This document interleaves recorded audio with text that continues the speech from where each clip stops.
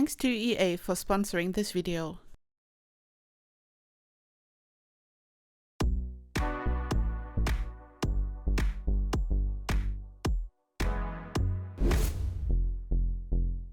Hey lovelies, it's Kate. Welcome back to another Sims 4 video. So EA asked me to build the old Ravenwood estate for the Sims 4 Life and Death. And this house is abandoned and kind of haunted. And my idea is to turn back time and restore it to the way it might have looked in the past before it became abandoned. So in this video, I'm going to remodel this house. So I turn it from abandoned to restored here. And this is just my own vision and idea. The house is originally in the pack, as I said. This is just my personal headcanon, what it could have looked like in the past. I'm just having fun with this, so let's remodel this. So the original old Ravenwood estate is very overgrown. This was kind of my idea. I just wanted to use lots of base game bushes to make it look very overgrown, because how do you make a build look very abandoned?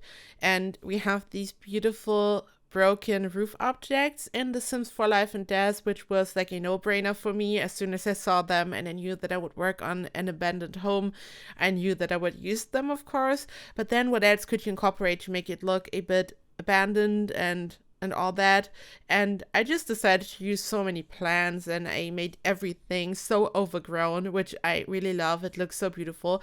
So here for this renovation, I just started off by removing all plants. I removed all these bushes. It was like a re-gardening mission, like removing all the old overgrown plants and making it look nice and neat. So I deleted all of them. I had also placed so many bushes right next to the hedges, because you see these beautiful hedges in like really well-kept, beautiful estates, or even in a castle garden or something. So I feel like it feels very stately and really beautiful. So my idea was to have these hedges, and then I just placed all these plants right next to the hedge, so the hedge kind of looks overgrown. And I also like removed all these bushes right next to the hedges, and I then kind of expanded the hedge a bit here, and I was trying to make it look the way it could have looked in the past. So I was really trying to figure out what to do with the hedges. I then used so many debug objects, and I just used one of these fences. I placed fences in front of the hedges. I added some bushes. I also changed the terrain color.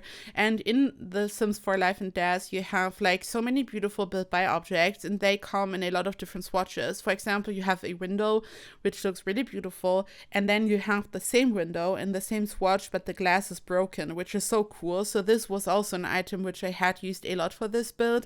This is so cool for storytelling. You can create the most amazing builds with this pack. So for this renovation, I like changed the swatches, and I removed the broken glass. And there are also swatches which kind of looked a bit weathered, so it kind of looks a bit dirty and old. And then there's a matching swatch which basically has an identical color, but it doesn't look old.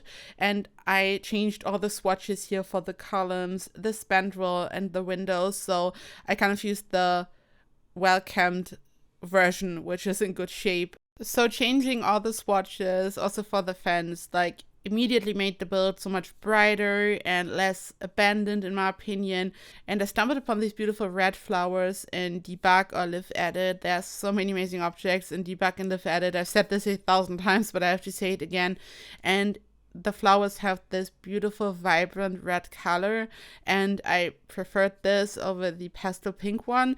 And after stumbling upon these flowers, this kind of set the whole direction regarding the color palette for the interior.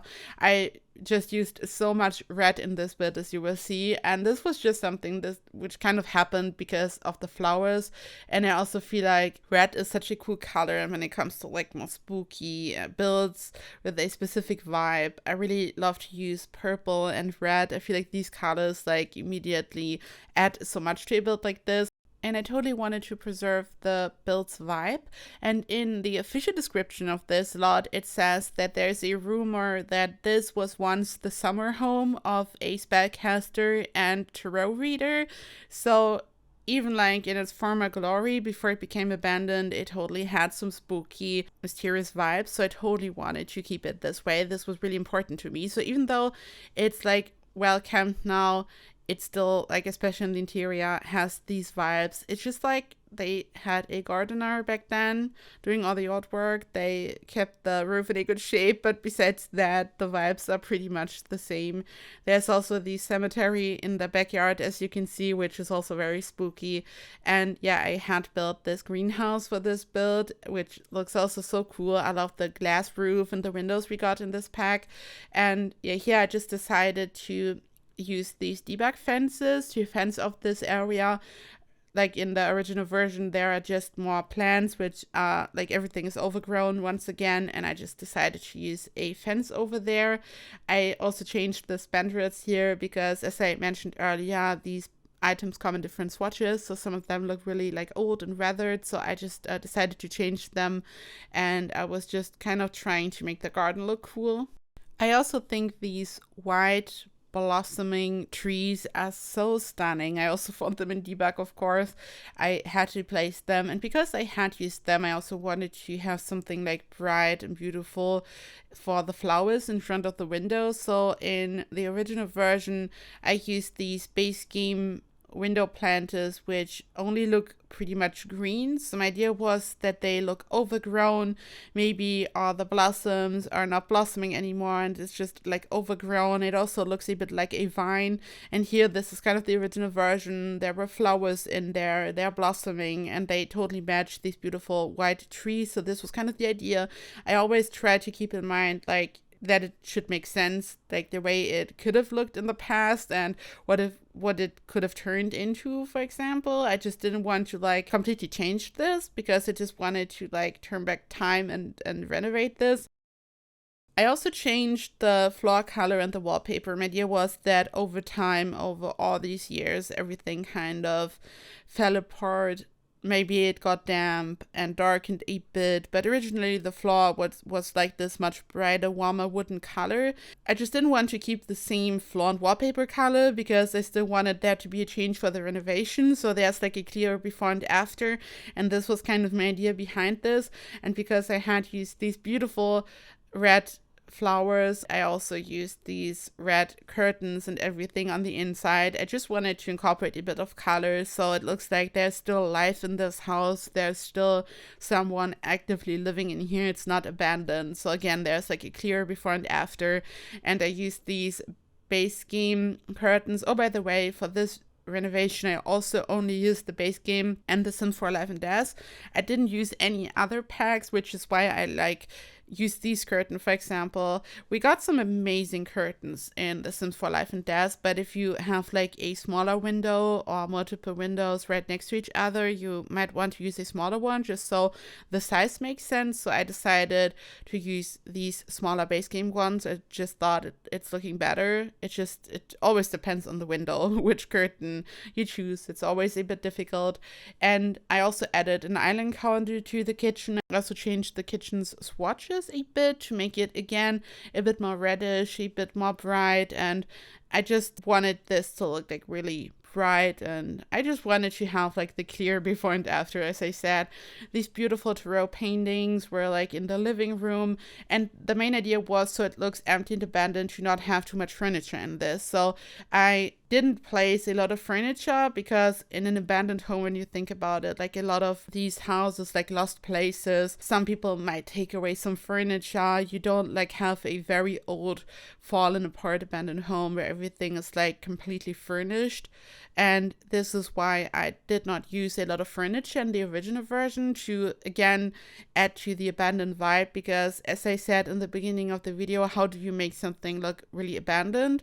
Like, for example, having the overgrown landscaping, having holes in the roof and everything, and then also not having too much furniture.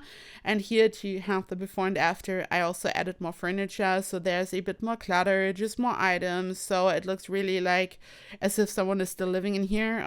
I mean, it's a summer home by the description. So someone is just really enjoying summer in the garden in this house. And as you just saw, I also changed the nursery, which is now like a bit more cluttered and much brighter and colorful. I love that it looks so much more lived in and colorful, so it doesn't look abandoned, but it still looks spooky, and I could totally see a tarot reader, spellcaster live here. This is so cool. And yeah, this is the main bedroom. And for this room, I used a white swatch for the wallpaper.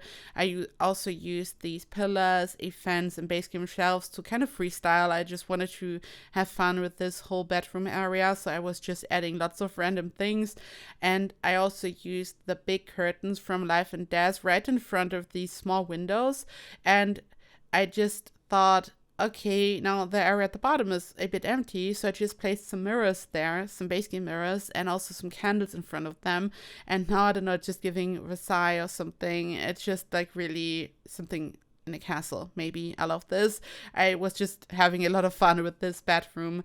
And I also changed the wallpaper in this room. Like initially I changed the wallpaper to this, it's like this soft, almost, I don't know, rusty color, like a pink rusty color. And originally I changed like the wallpaper everywhere just to like have a clean canvas, and then I went back and changed the wallpaper in the rooms. And this is also like a really bright room, and again more clutter, just doing everything I can to make it look like less abandoned. And I love both versions so much. I have to say, like the abandoned version, it's one of my favorite builds ever, because I feel like creating something that's abandoned is like super special. I love the story behind it. I'm so obsessed. And I also like the idea to like turn back time and trying to make it look like this. But I really have to say the abandoned one is like probably my favorite. I love it so much. And this is it. Here you can see the before and after. I also added lots of screenshots so you can see the remodeled version. If you want to take a closer look at the original version, you can check out the video on my channel where I'm talking about the building process for the pack in general. So if you want to go check it out, thank you so much for watching. I hope you enjoyed this video. I hope you are doing so well, and I hope I see you in the next video. Bye bye.